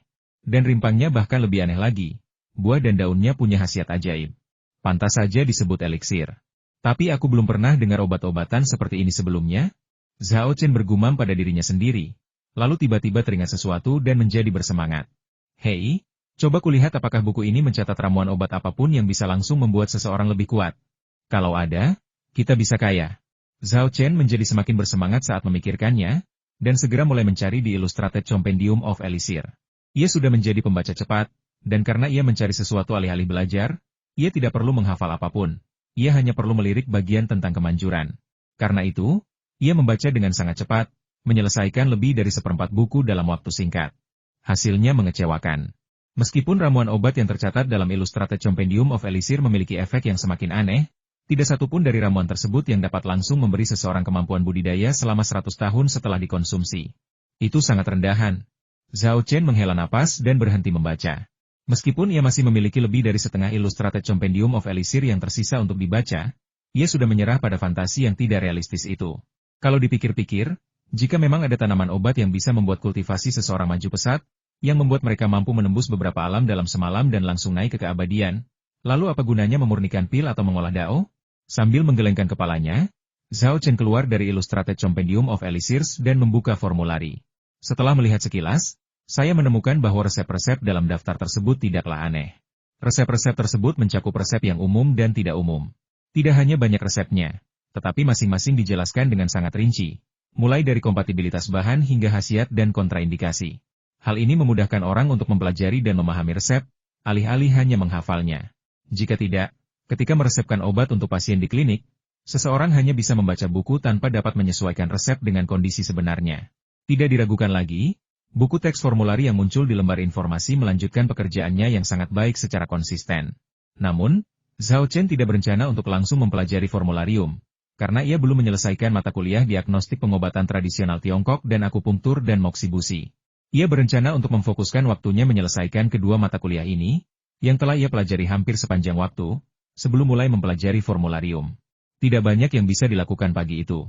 Selain bertemu Lin Sui di kamar sewaan untuk mengajarinya 4 teknik suci, Zhao Chen tetap di asramanya dan tidak pergi kemanapun. Meskipun Lin Sui kesakitan dan kelelahan kemarin saat pertama kali berlatih teknik 4 orang suci, ia tidak hanya pulih sepenuhnya hari ini, tetapi juga jelas merasakan berbagai manfaat dari berlatih teknik 4 orang suci. Oleh karena itu, ia semakin tekun dan serius dalam berkultivasi. Setelah mengawasi kultivasi Lin Sui, Zhao Chen kembali ke asramanya, menyeret kursi ke balkon, menyalakan dupa yang menenangkan, meletakkan kakinya di pagar, dan bersandar dengan nyaman di kursi, menikmati sinar matahari musim dingin yang langka. Ia kemudian mengaktifkan teknik konsentrasinya dan mulai mempelajari diagnostik pengobatan tradisional Tiongkok. Tentu saja, bagi orang-orang yang melihatnya, adegan ini tampak seperti dia sedang tidur siang sambil berjemur. Hal ini tidak terlalu menarik perhatian. Karena beberapa hari sebelum liburan, ketika tidak ada kelas, semua orang pada dasarnya menghabiskan waktu mereka dengan malas-malasan seperti ini. Sore harinya, Zhao Chen menerima telepon dari Yingji, yang memberitahunya bahwa sang leluhur juga bingung dengan serangga roh api. Zhao Chen tidak punya pilihan selain menerima kenyataan dan membiarkan cacing roh api terus bermain dengan kucing putih. Beberapa saat kemudian, ia menerima telepon lagi dari Fang Yi, yang memberitahu bahwa perancang dan tim konstruksi telah diatur. Mengenai sekolah mengemudi, hal itu juga telah ditentukan. Namun, Zhao Chen akan pulang untuk liburan keesokan harinya, jadi Fang Yi membuat janji dengan pihak lain untuk memulai pelatihan privat bagi Zhao Chen ketika Universitas Kedokteran Sihua dibuka tahun depan, agar Zhao Chen dapat segera mendapatkan SIM-nya. Akhirnya, Fang Yi berkata, "Aku sudah mengatur agar kamu bertemu dengan desainernya pukul 3 sore di sebuah tempat bernama Flower House Cafe, di luar sekolahmu. Aku juga akan ke sana. Desain ini luar biasa, sudah memenangkan banyak penghargaan desain. Aku yakin kamu akan puas." "Jam 3 sore?" tanya Zhao Chen. Fang Yi menjawab, "Omong kosong, apakah ini jam 3 pagi? Zhao Chen terdiam sial, ini sudah jam 2.50, oke?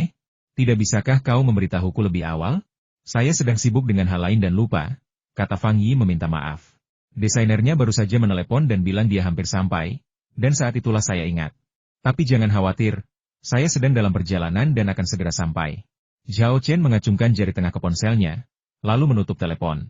Ia merapikan diri sebentar, mengucapkan beberapa patah kata kepada teman sekamarnya, meninggalkan asrama, dan menuju ke Flower Room Cafe. Kedai kopi ini dipenuhi bunga segar dan buku-buku, memancarkan nuansa segar dan artistik, menjadikannya cukup populer di kalangan mahasiswa di kota universitas. Entah mereka sedang berkencan atau hanya ingin tampil keren, mereka semua senang mengunjungi tempat ini. Setelah Zhao Chen masuk, dia mencari tempat duduk dan menunggu beberapa menit sebelum Fang Yi berlari masuk, terengah-engah. "Sini." Zhao Chen berdiri dan melambaikan tangan padanya. Fang Yi segera bergegas. Ketika melihat gadis cantik di meja sebelah mengenakan stoking hitam, setelan bisnis, dan sepatu hak tinggi, ia tertegun sejenak, lalu tertawa dan berkata, "Ini salahku, aku lupa mengirim foto kalian berdua sebelumnya." Ia melambaikan tangan kepada gadis itu dan berkata, "Xiao Liu, kemarilah. Ini Zhao Chen, yang ingin kau bantu mendesain rumahnya." Lalu ia memperkenalkan Zhao Chen, "Liu Xiaoya, ini desainer yang kucarikan untukmu. Dia sangat ahli dalam desain gaya kuno dan telah memenangkan banyak penghargaan." Zhao Chen dan Liu Xiaoya bertukar pandang dan tidak bisa menahan tawa. Setelah perkenalan singkat dan basa-basi, keduanya langsung ke pokok permasalahan. "Tuan Zhao, saya dengar dari Tuan Fang bahwa Anda berencana membangun rumah bergaya tradisional. Saya ingin tahu berapa luas area yang direncanakan, berapa lantai yang akan Anda bangun, berapa kamar tidur dan ruang tamu yang Anda inginkan, dan apakah Anda membutuhkan taman atau semacamnya?" tanya Liu Xiaoya sambil mengeluarkan buku catatan dari tas kerjanya untuk mencatat kebutuhan Zhao Chen. Zhao Chen sudah siap. Ia mengeluarkan sketsa dan meletakkannya di atas meja, lalu menjelaskan, "Ini puncak bukit yang telah saya kontrak. Panjang, lebar, dan luasnya tertulis di sebelahnya. Saya berencana membangun rumah di area yang dilingkari di puncak bukit ini.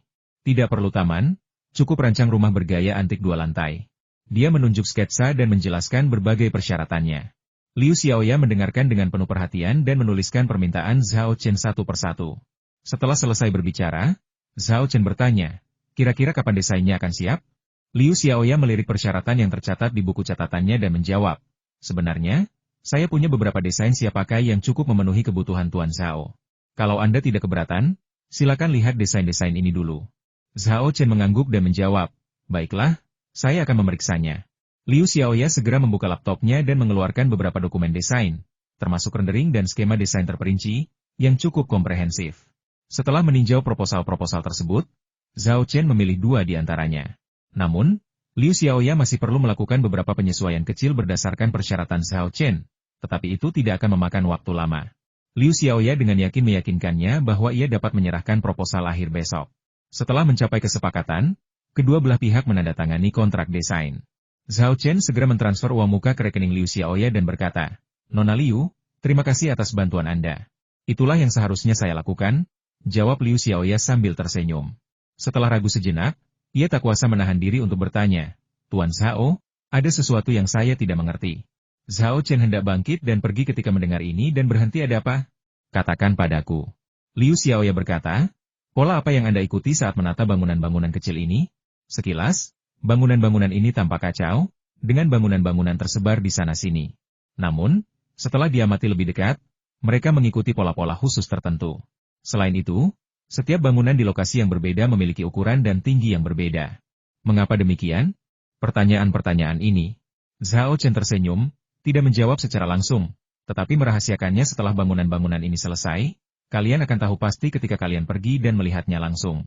Zhao Chen, tentu saja, tidak akan memberitahu Liu Xiaoya bahwa dia mengatur lokasi bangunan-bangunan kecil ini berdasarkan formasi Fata Morgana. Dia tidak khawatir Liu Xiaoya akan bisa menyimpulkan apapun dari sketsa lokasi, atau bahwa dia bisa menyalinnya dan menciptakan formasi Fata Morgana di tempat lain. Karena susunan ini dirancang sesuai dengan medan gunung tempat pangkalan penanaman obat herbal Tiongkok berada, susunan ini akan langsung menjadi tidak efektif jika lokasinya diubah. Setelah berpisah dengan Liu Xiaoya, Zhao Chen membawa mobil Fang Yi untuk menemui Cai De, kepala tim konstruksi. Karena proyek ini terletak di daerah pegunungan terpencil dan konstruksi akan berlanjut selama festival musim semi. Dengan hanya beberapa hari libur pada malam tahun baru dan hari pertama tahun baru Imlek, Cai De mematok harga yang relatif tinggi. Namun, ia dengan yakin menjamin bahwa kualitasnya akan sangat baik. Setelah mempertimbangkannya, Zhao Chen setuju bahwa harga yang ditetapkan Cai De Jia tidak terlalu tinggi dan alasan kenaikan harga tersebut wajar. Kedua belah pihak menandatangani kontrak awal, ia menyepakati bahwa penanggung jawab akan mendatangkan sekelompok pekerja ke lokasi keesokan harinya untuk melakukan pekerjaan awal seperti pemasangan fondasi dan pemasangan pipa. Zhao Chen sangat gembira dan berkata sambil tersenyum, bagus. Aku akan menumpangmu besok dan pulang bersamamu. Tidak masalah. Cai De dengan senang hati menerima hal ini, selalu menyenangkan memiliki seseorang yang membimbingnya. Kedua belah pihak berbincang tentang material dan masalah teknik, bertukar nomor telepon, dan kemudian berpamitan. Kembali di asramanya, Zhao Chen melanjutkan kehidupannya membaca dengan mengaktifkan kode curang. Keesokan paginya, gedung asrama ramai dengan aktivitas. Beberapa orang bersorak menyambut liburan, sementara yang lain menyeret koper, melambaikan tangan kepada teman sekamar, dan pergi. Seluruh universitas larut dalam haru perpisahan di hari ini. Namun, perpisahan kali ini berbeda dengan perpisahan saat wisuda, karena semua orang hanya pulang untuk liburan musim dingin dan akan bertemu lagi. Jadi, kesedihan yang mereka rasakan lebih sedikit dan lebih banyak rasa antisipasi. Kata-kata yang mereka ucapkan sebagian besar mengingatkan satu sama lain untuk membawa pulang beberapa makanan khas daerah asal mereka.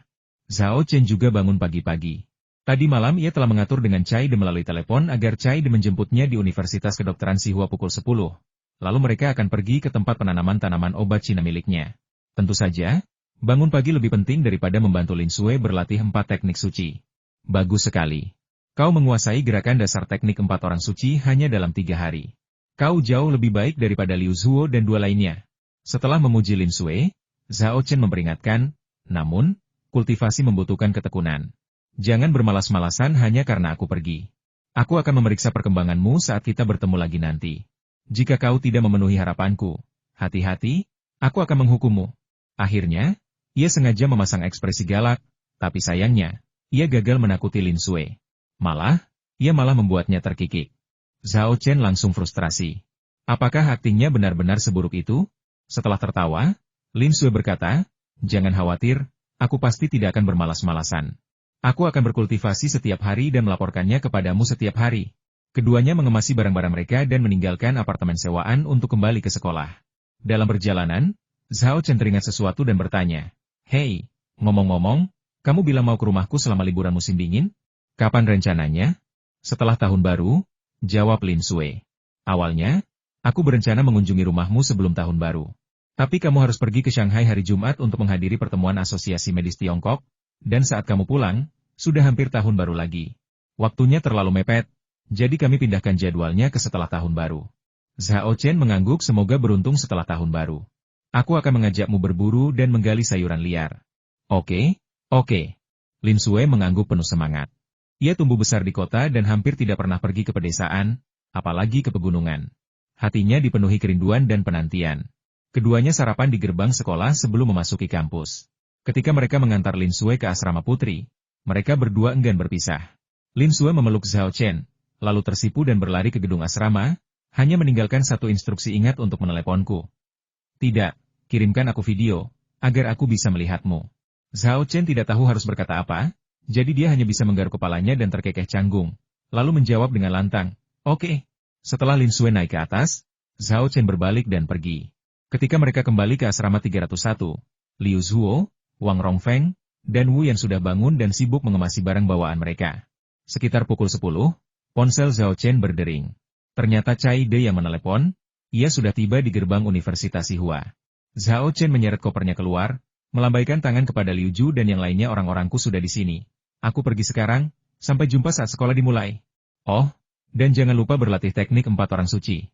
Jangan khawatir, aku pasti akan berlatih dengan tekun. 4 teknik suci memiliki banyak manfaat. Bahkan jika kau tidak memberitahu kami tidak akan bermalas-malasan. Ayo, kita keluar bersama dan mengantarmu. Liu Zuo, Wang Rongfeng, dan Wu yang menenangkannya sambil membantunya membawa barang bawaan hingga mereka mengantarnya pulang dari sekolah dan memasukkannya ke dalam SUV Mitsubishi milik Cai De. Mereka berpelukan dan berpamitan sebelum akhirnya berhenti. Cai De menyalakan mobil dan berkata sambil mengemudi, mereka bertiga teman sekamarmu? Sepertinya mereka akur. Ya, kami seperti saudara, jawab Zhao Chen. Di dalam SUV Mitsubishi itu, selain dirinya dan Cai De, ada 2 orang lain, keduanya pekerja di bawah Cai De. Selain itu, beberapa kendaraan lain mengikuti di belakang, tidak hanya mengangkut para pekerja tetapi juga peralatan dan material yang dibutuhkan untuk perbaikan rumah. Konval tiba di Kabupaten Chuncheng sekitar pukul 17. Rombongan belum makan banyak sepanjang perjalanan, hanya menikmati semangkuk kecil mie beras di sebuah peristirahatan di jalan raya. Mie-nya tidak hanya tidak enak, tetapi juga sedikit, dan perut mereka keroncongan. Oleh karena itu, setibanya di Kabupaten Chuncheng, Zhao Chen menyarankan untuk mentraktir semua orang makan malam. Sebuah saran yang langsung disambut dengan suara bulat dan membuatnya mendapatkan banyak simpati. Sambil makan, Zhao Chen menerima email dari Liu Xiaoya. Ia pergi ke toko fotokopi terdekat, mencetak semua gambar dan rendering, lalu menyerahkannya kepada Cai De. Dalam perjalanan mendaki gunung, Cai De mulai mempelajari gambar-gambar desain. Zhao Chen, yang tidak mengerti hal-hal ini, membiarkannya berbuat sesuka hatinya. Saat Konfau tiba di desa, hari sudah larut malam, tetapi penduduk desa masih terjaga. Mereka mendengar bahwa Zhao Chen akan kembali hari ini dan semua orang menunggu dengan penuh semangat di pintu masuk desa. Penduduk desa melihat konvoi itu dari kejauhan. Lampu jauh mobil itu begitu mencolok di kegelapan. Apalagi di desa yang satu-satunya cahaya yang bisa mereka lihat di malam hari hanyalah cahaya bulan. Ini dia, teriak seseorang dengan gembira. Apakah itu dikirim ke saudara Yuan? Sepertinya ada lebih dari satu mobil, tanya seseorang dengan bingung. Akhirnya, kepala desa yang lama membuat keputusan akhir, katanya, pasti saudara Yuan. Siapa lagi yang datang ke desa kita selarut ini? Ia lalu berseru, ayo, kita semua pergi dan sambut saudara Yuan. Kita semua harus berterima kasih kepadanya karena telah menyukseskan tahun baru ini. Saat pangkalan penanaman tanaman obat mulai beroperasi, penduduk desa menjadi karyawan pangkalan tersebut, dan tugas sehari-hari mereka termasuk merawat tanaman obat, membalik tanah, menyiramnya, dan seterusnya. Bagi seseorang yang terbiasa bertani, pekerjaan seperti ini sungguh mudah. Namun, Zhao Chen menawarkan gaji yang tinggi, dan menjelang tahun baru, ia juga mengirimkan sejumlah uang kepada ayahnya, Zhao Shikuan, agar ia bisa membeli pernak-pernik tahun baru untuk dibagikan kepada para karyawan pangkalan. Barang-barang tahun baru ini berisi permen, daging, dan sayuran, yang mungkin tampak biasa saja bagi penduduk kota. Namun, bagi desa kecil yang selama ini hidup di bawah garis kemiskinan, ini sungguh pesta yang luar biasa. Terlebih lagi, jumlahnya sangat banyak, cukup untuk semua orang merayakan tahun baru yang luar biasa makmur. Semua orang paham bahwa mereka berutang kehidupan baik mereka kepada Zhao Chen, itulah sebabnya mereka menunggunya kembali di pintu masuk desa larut malam. Begitu mobil berhenti, semua orang berkumpul dan senang melihat Zhao Chen Zhen duduk di dalam.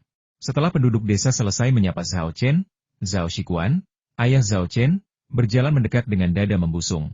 Melihat Zhao Chen, wajahnya penuh kebanggaan. Putranya ini tidak hanya mampu menghasilkan uang dan hidup berkecukupan, tetapi ia juga mampu memimpin penduduk desa untuk menjadi kaya bersama. Dengan putra seperti itu, bagaimana mungkin seseorang tidak bangga? Zhao Shikuan memeluk Zhao Chen erat-erat. Tidak perlu banyak kata antara ayah dan anak, sebuah pelukan sudah cukup bagi mereka untuk saling memahami. Seketika, tatapan Zhao Shikuan tertuju pada Cai De dan yang lainnya, dan dia bertanya dengan rasa ingin tahu, siapakah orang-orang ini? Mereka adalah tim konstruksi yang saya temukan, jelas Zhao Chen. Zhao Shikuan mengerutkan kening tim konstruksi, tapi gedung kantor untuk pusat penanaman tanaman obat Cina hampir selesai.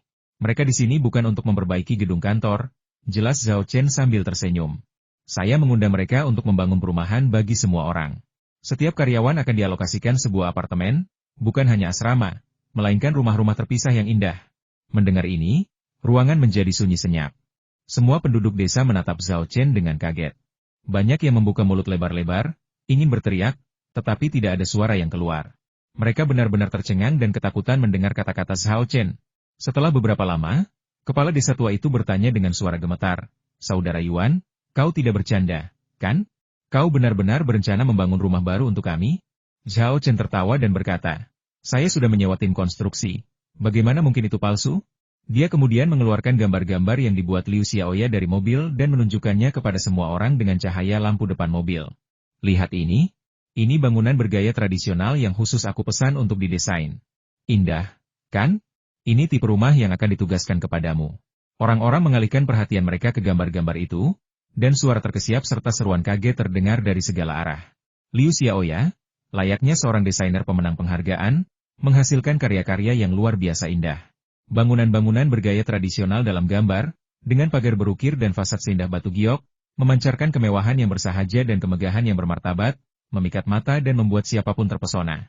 Semua orang benar-benar terpesona oleh bangunan bergaya kuno dalam gambar tersebut. Mereka hampir tidak percaya bahwa suatu hari mereka akan dapat tinggal di rumah yang begitu indah. "Yuan GR, apakah kita benar-benar akan mendapatkan bangunan kecil seindah itu? Ya Tuhan, rumah ini sungguh indah. Bahkan tuan tanah terkaya di masa lalu pun tak ada bandingannya. Apa kita benar-benar bisa tinggal di rumah seperti ini? Tuan tanah, aku yakin bahkan rumah kaisar pun tak seindah rumah mereka. Saudara Yuan, aku sungguh tak tahu bagaimana harus berterima kasih padamu. Mulai sekarang, aku pasti akan bekerja keras di bawahmu. Aku rela menjual hidupku untukmu." Penduduk desa, dipenuhi rasa takjub dan kagum, dengan tulus mengungkapkan rasa terima kasih dan kesetiaan mereka kepada Zhao Chen. Beberapa bahkan berlutut di hadapannya, menangis dan berkata, "Terima kasih. Saudara Yuan, terima kasih." Zhao Chen segera membantu pria itu berdiri. Seorang penduduk desa yang mengetahui situasi tersebut berbisik, "Wang Cheng adalah pria yang jujur dan pekerja keras, tetapi sayangnya, keluarganya terlalu miskin dan rumahnya terlalu bobrok. Dia pernah diperkenalkan kepada beberapa wanita sebelumnya, tetapi mereka semua menolak begitu melihat kondisi keluarganya. Kali ini, berkat Zhao Chen, dia tidak hanya menjadi karyawan di pangkalan penanaman tanaman obat Cina, tetapi juga mendapatkan rumah baru. Dia pasti tidak akan kesulitan menemukan pasangan di masa depan. Banyak penduduk desa yang sangat bangga dulu. Desa kami miskin, dan sangat sulit bagi anak muda untuk mencari pasangan. Tapi sekarang, dengan pekerjaan di pangkalan penanaman tanaman obat Tiongkok dan rumah-rumah baru yang akan dialokasikan di masa mendatang, kami pasti akan mengubah keadaan dan menjadi orang-orang yang paling dicari di daerah sekitar. Semua ini berkat Zhao Chen." Pada saat ini, rasa terima kasih penduduk desa terhadap Zhao Chen dan kesetiaan mereka terhadap basis penanaman tanaman obat Cina mencapai tingkat baru. Setelah semua orang tenang, Zhao Chen memanggil dua pemuda dan membawa Cai De dan yang lainnya ke pangkalan penanaman tanaman obat. Mereka akan mendirikan rumah prefabrikasi di sana dan secara resmi mulai bekerja setelah fajar. Kedua pemuda yang namanya disebut tampak bangga, seolah merupakan suatu kehormatan besar bisa melakukan sesuatu untuk Zhao Chen. Kembali ke rumah, Zhao Chen mengobrol sebentar dengan orang tua dan saudara perempuannya sebelum mandi dan tidur. Keesokan harinya dia bangun pagi-pagi sekali dan hendak pergi ketika Zhao Shikuan menghentikannya pagi sekali. "Kamu mau pergi kemana?" "Ayo kita periksa pangkalan penanaman tanaman obat," jawab Zhao Chen. Lalu, teringat Meng Daihua dan Li Tao, bertanya, "Bagaimana kabar kedua ahli itu akhir-akhir ini?" Zhao Shikuan menjawab, "Jangan bahas itu." Mereka berdua seperti kesurupan. Mereka menghabiskan seluruh waktu mereka bersembunyi di dasar penanaman tanaman obat, menatap tanaman-tanaman itu dengan mata yang hampir berwarna hijau, seperti musang yang melihat ayam. Zhao Chen terkekeh. Ia tahu mengapa kedua ahli itu begitu terkejut. Mereka pasti takjub melihat ramuan obat di pangkalan itu berubah setiap hari, tumbuh berkali-kali lipat lebih cepat daripada di tempat lain. Zhao Shikuan tiba-tiba teringat sesuatu dan buru-buru memberi instruksi. Oh benar, kamu sama sekali tidak boleh pergi ke desa Xiakia beberapa hari ke depan. Mengapa? Tanya Zhao Chen sambil berbalik. Desa Xiaoqiu berhantu, seluruh desa dirasuki. Di dalam ruangan yang remang-remang, wajah tua Zhao Shikuan menampakkan sedikit niat jahat.